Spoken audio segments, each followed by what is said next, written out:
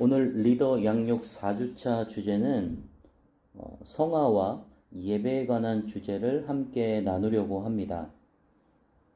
오늘 주제를 통해서 예수 그리스도를 닮아가고 또 예배가 회복되는 여러분들의 삶이 되기를 주님의 이름으로 축복합니다. 먼저 성화에 대한 주제를 한번 살펴보기를 원하는데요. 외국 방송의 오프라 윈프리 쇼라는 방송이 있었습니다. 과거에 이 방송을 보면서 쇼에 나온 한 게스트가 한 아이가 나오게 되었는데 신기하게도 그 아이는 통증을 느끼지 못하는 사람이었습니다. 몸에 불을 가까이 해도 이 아이는 아픈 통증을 전혀 느낄 수가 없었어요. 그런데 그런 모습을 보면서 그런 자녀를 둔 부모의 마음은 너무나 무겁겠다. 또 아이가 다치고 아파도 그것을 느끼지 못하는 것을 볼 때 부모의 눈에는 피눈물이 난다는 것이죠. 자녀가 어릴 때는 참 예쁩니다.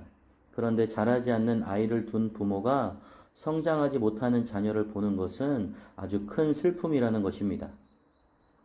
과거에 제가 아는 한 자녀를 둔 부모님께서 자녀가 좀 불치병에 걸려서 좀 어려움을 겪고 있었던 그 상황들을 좀 신방한 적이 있습니다. 그 자녀는 다른 아이들과 다르게 머리에 뼈가 없이 태어났습니다. 그래서 조금이라도 뇌에 충격을 받거나 또 머리의 외부로부터 충격을 받게 되면 굉장한 그 부작용으로 인해서 아픔을 느끼고 어려움을 느끼는 그런 정말 조마조마한 아이였습니다. 그런데 그 아이를 둔 부모의 마음이 참 늘 조바심이 나고 또 노심초사하면서 아이를 키우는 모습을 보게 됩니다.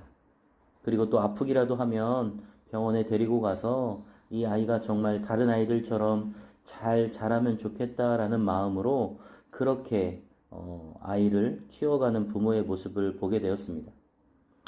우리는 하나님의 자녀로 어떻게 성장해야 될지 고민했을 때 먼저 하나님의 입장에서 본다면 하나님께서는 우리가 영적으로나 육적으로 정말 잘 자라기를 원하실 겁니다.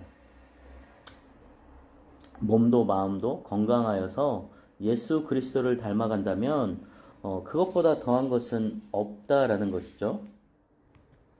그렇다면 우리가 성화란 무엇인지에 대해서 좀 살펴볼 필요가 있습니다. 성화라는 것은 예수님을 믿고 자라가는 것을 말해요. 쉽게 얘기해서 예수님을 닮아가는 것을 말합니다. 그리고 또한 거룩하게 성숙해 가는 것을 말합니다. 우리의 마음이 하나님의 말씀을 통하여 깨끗하여지고 거룩하여져서 성숙해져 간다라는 것이죠. 어릴 때는 자기밖에 몰랐는데 점점 커가면서 다른 사람을 배려할 줄도 알고 용납할 줄도 알고 사랑할 줄도 알고 그렇게 철이 들고 성장해 가는 것인데 단순히 그것이 세상에서 말하는 철이 든다라는 그런 개념이 아니라 하나님의 말씀으로 온전히 성숙해 가서 예수님을 닮아간다라는 것을 말하는 것입니다.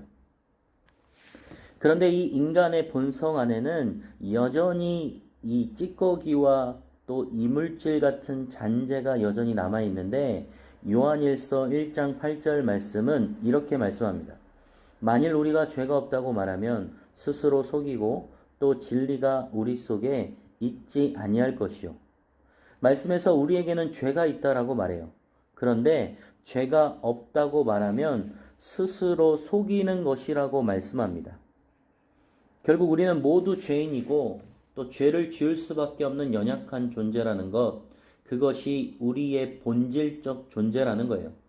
그러나 그 존재를 예수 그리스도의 십자가의 사랑으로 말미암아 우리를 의롭다 여겨주시고 우리를 구원해 주시고 또 그 예수님께서 우리의 죄를 깨끗하게 회복시켜 주신다는 것을 우리는 알고 있습니다. 결국 우리는 이러한 삶을 통해서 온전히 회복되어야 된다라는 것이죠. 그래서 우리는 하나님의 말씀 안에 거해야 하고 하나님의 뜻 안에 거해야 되는 이유가 바로 여기에 있습니다. 로마서 7장 14절 말씀은 이렇게 말씀합니다. 나는 육신에 속하여 죄 아래에 팔렸도다. 모든 사람은 육신에 속하여 죄에 팔려진 존재라고 말합니다. 결국 육신의 그 욕심과 탐욕과 또 우리 안에 그런 소욕을 따라서 살아갈 때 우리가 그 죄 아래 팔린 사람이 되었다라는 것이죠.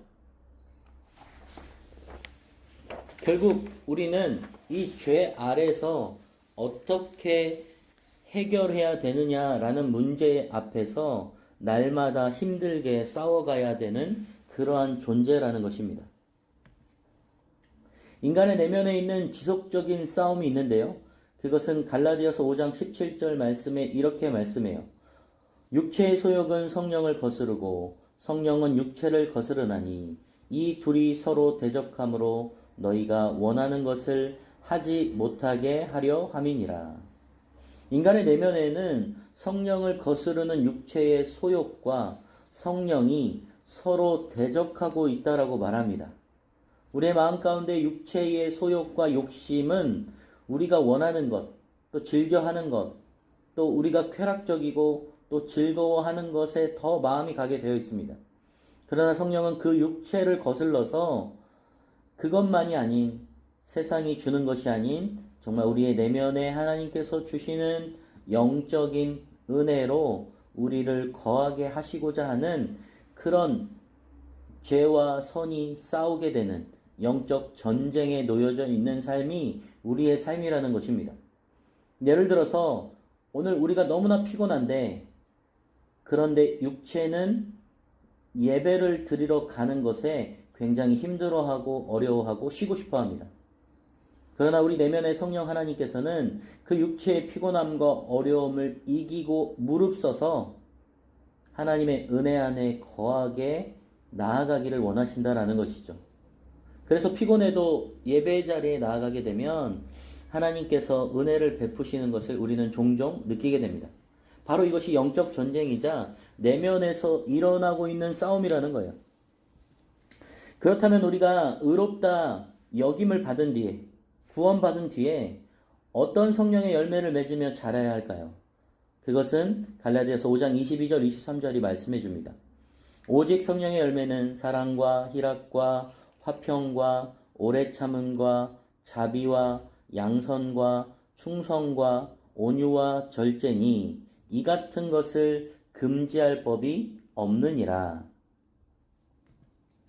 그리스도 예수의 사람들은 육체와 함께 그 정욕과 탐심을 십자가에 못 박았느니라. 갈라디아서 5장 24절 말씀이에요. 먼저 오직 성령의 열매는 사랑과 희락과 화평과 오래 참음과 자비와 양성과 충성과 온유와 절제니 이 성령의 9가지의 열매를 통해서 우리는 하나님의 말씀 안에 거하고 하나님의 뜻 안에 거하면서 성령이 인도하시는 삶을 살아야 된다라는 거예요. 그렇다면 이 성령의 열매를 맺으려면 우리가 우리 안에 있는 그 정욕과 탐심을 십자가에 못 박아야 된다라는 겁니다. 예수 그리스도의 십자가를 통해 죄의 문제가 해결되므로 예수 그리스도를 믿어야 된다라는 거예요. 그래서 갈라디아서 5장 24절은 그 정욕과 탐심을 육체와 함께 십자가에 못 박았다라고 말합니다. 물론 우리 안에 자꾸 계속해서 밀려오는 탐심과 정욕과 욕심은 계속해서 우리를 유혹하고 힘들게 합니다.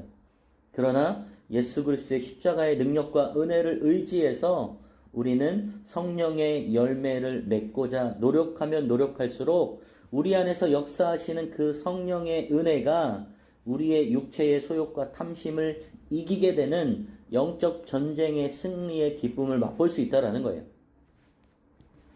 우리가 건강을 위해 운동을 하듯이 우리가 건강을 위해서 운동을 하면 근육이 생기고 체력이 길러지듯이 영적으로 강건하기 위해서는 우리가 해야 될 일이 있습니다. 디모데전서 4장 8절은 육체의 연단은 약간의 유익이 있으나 경건은 범사에 유익하니 금생과 내생의 약속이 있느니라 라고 말씀합니다. 결국 우리는 경건하게 훈련하고 강건하게 애를 쓰지 않으면 어려움이 있다라는 거예요. 그래서 우리는 그 경건함으로 훈련을 하며 온전히 나아가야 될 필요가 있다라는 것입니다. 그렇다면 우리가 경건의 훈련을 하지 않으면 어떠한 일이 도래될지 히브리서 12장 14절은 이렇게 말씀합니다. 모든 사람과 더불어 화평함과 거룩함을 따르라. 이것이 없이는 아무도 주를 보지 못하리라. 사도 바울은 자신의 성화를 위해서 끊임없이 부단하게 노력을 했는데 경건의 훈련을 열심히 했다라고 말씀합니다. 사도 바울은 자신의 성화를 위해서 경건의 훈련을 부단히 열심히 한 사람이었습니다. 거룩의 습관이 없이는 아무도 주를 보지 못한다라고 말씀합니다. 사도 바울은 자신의 성화를 위해서 끊임없이 자신의 몸을 쳐서 복종시키고 복음을 전하고 예수 그리스도 안에 거하고자 애를 썼던 사람이었다라는 거예요. 고린도전서 9장 27절 말씀은 이렇게 말씀합니다. 내가 내 몸을 쳐 복종하게 함은 내가 남에게 전파한 후에 자신이 도리어 버림을 당할까 두려워함이로다. 사도 바울은 날마다 자기를 부인하고 십자가를 졌던 사람이에요. 내 육체의 소욕은 너무나 죄를 좋아하고 또 따라가서 죄인 중에 괴수라고 고백할 정도로 그 죄의 종노릇하는 육체의 소욕을 사도 바울은 너무나도 잘 알고 있었어요. 그래서 사도 바울은 그것에서 벗어나고자 몸부림치며 자신의 몸을 쳐 복종시켰던 것입니다. 그리고 주님 앞에 기도했던 것이죠. 하나님, 저는 약하나 하나님께서는 강하시니 나를 도와주시고 인도하여 주옵소서. 여러분은 예수님을 믿은 뒤에 어떤 부분에서 조금 더 거룩해지거나 더 정결해졌나요? 바울은 자신의 몸을 쳐 복종시키며 날마다 애를 썼던 사람이었습니다. 복음을 전하며 고난과 고통을 당해도 즐거워하며 감사하며 기쁨을 멈추지 않았던 사람이었어요. 우리 또한 그러한 삶을 위해서 날마다 기도하며 애를 써야 합니다. 우리가 기도해야 될 기도 제목이 있는데요. 경건을 위하여 기도해야 합니다. 저를 따라서 함께 기도하면 좋겠는데요. 주님, 연약한 저를 주님의 자녀로 삼아주셔서 감사합니다. 이제는 주님 안에서 영적인 양식을 먹고 무럭무럭 자라게 해주세요. 주님의 자녀로 부끄럽지 않게 말하고 행동하게 해주세요. 성숙하기 위해 노력하게 하시고 작은 시험에 넘어가지 않게 해주세요. 예수님의 이름으로 기도합니다. 아멘. 사랑하는 여러분, 여러분들은 경건을 위하여 애를 쓰지만 그 경건을 지키고 가능케 하시는 분은 하나님인 것을 믿어야 합니다. 그래서 우리의 연약함을 인정하고 하나님께서 영적인 양식을 주셔서 무럭무럭 자라게 될 수 있도록 하나님께 간구해야 합니다. 그리고 우리가 주님의 자녀로 부끄럽지 않게 살아가기 위해서 말하고 행동하게 살아가야 돼요. 또 성숙하기 위해 노력하고 작은 시험에 넘어지지 않도록 애쓰며 기도해야 됩니다. 바라기는 여러분들이 주중에 하나님 앞에 이 기도문을 통하여서 기도하며 영영 하나님이 주시는 기쁨과 승리를 맛보기를 주님의 이름으로 축복합니다. 우리가 두 번째 다룰 주제는 예배에 관련된 부분입니다.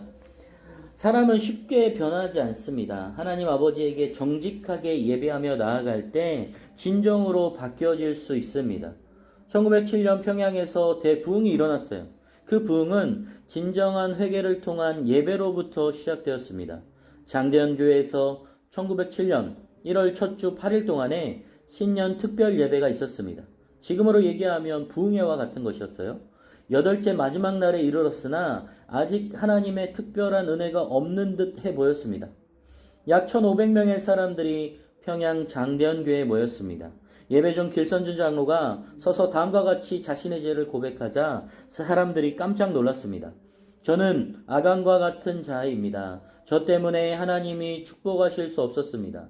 약 1년 전 임종을 앞둔 한 나의 친구가 나를 자신의 집에 불러 부탁했습니다.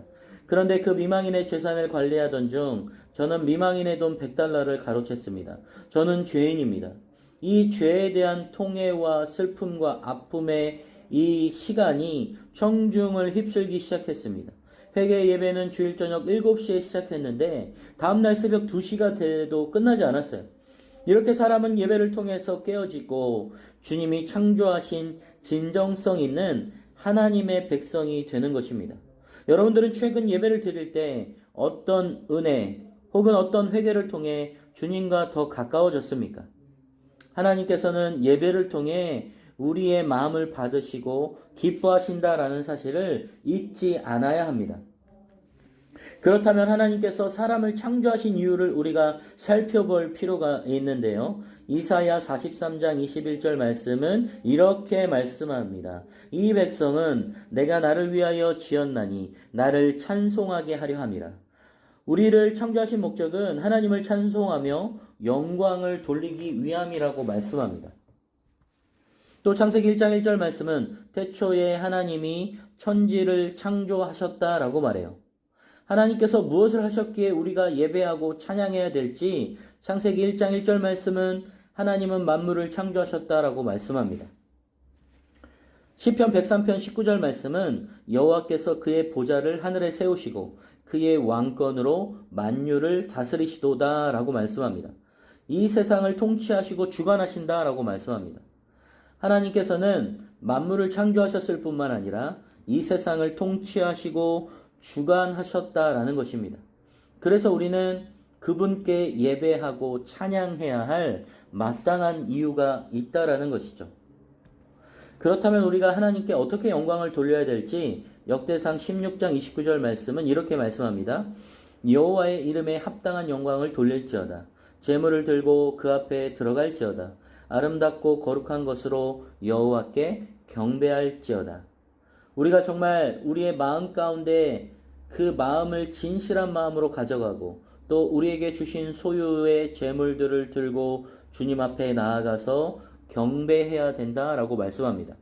지금으로 치면 우리가 주일날 예배를 드리러 갈 때 우리의 모습과 우리의 마음을 정결히 잘 준비하여서 주님을 만나고자 하는 기대하는 마음, 또 사랑하는 마음으로 주님 앞에 나와 찬양과 기도와 말씀, 또 주님 앞에 우리에게 주신 소유의 예물을 드리고 주님 앞에 말씀을 통해 우리가 결단하며 살아가는 것, 이것이 바로 하나님께 경배하며 영광을 돌리는 것이라고 말씀하고 있습니다.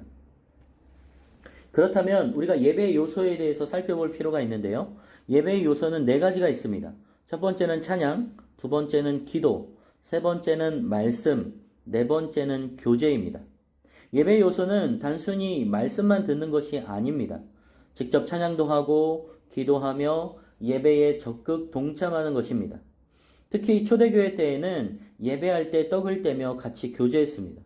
이렇게 하나님의 자녀들이 교제를 나누는 것도 예배의 일부입니다. 그래서 공동체 안에 속하여 같이 교제하고 예배하는 것이 필요합니다.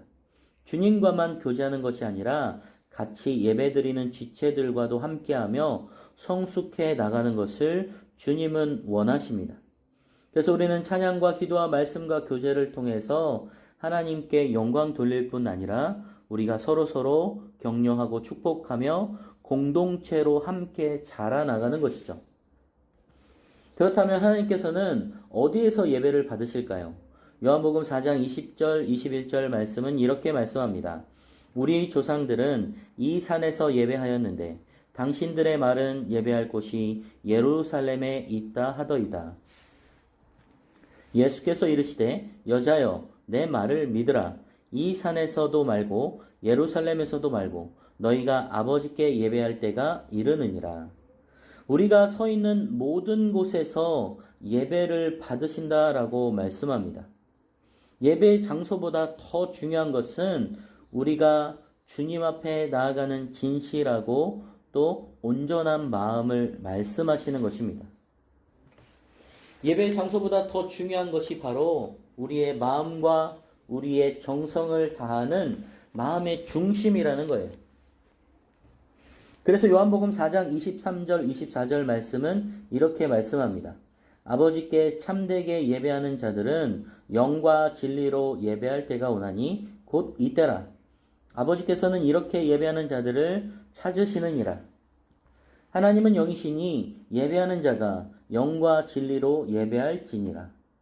하나님께서는 신령과 진정으로 예배하는 것을 더 중요하게 생각하신대요. 우리의 마음의 중심.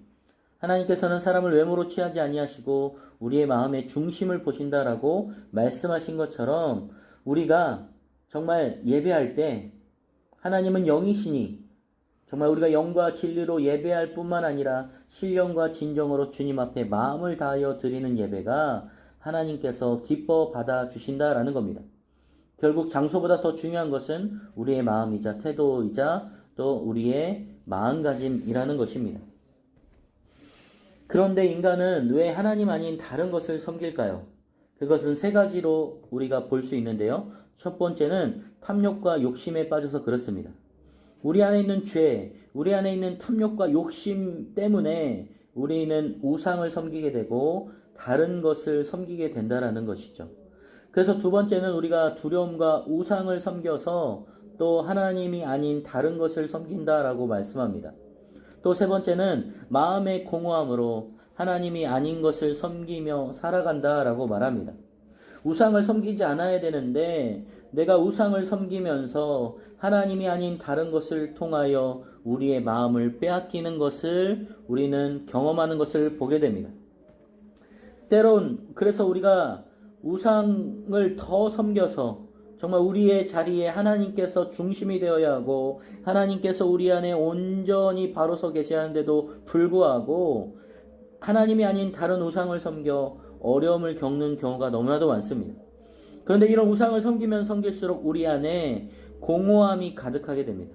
그러나 이 우상을 제거하고 하나님 앞에 온전히 예배하며 이 예배가 회복되기 시작한다면 우리 안에서 하나님이 주시는 평안과 참 은혜가 우리의 삶을 주장하고 우리의 삶을 다스린다라는 것이죠.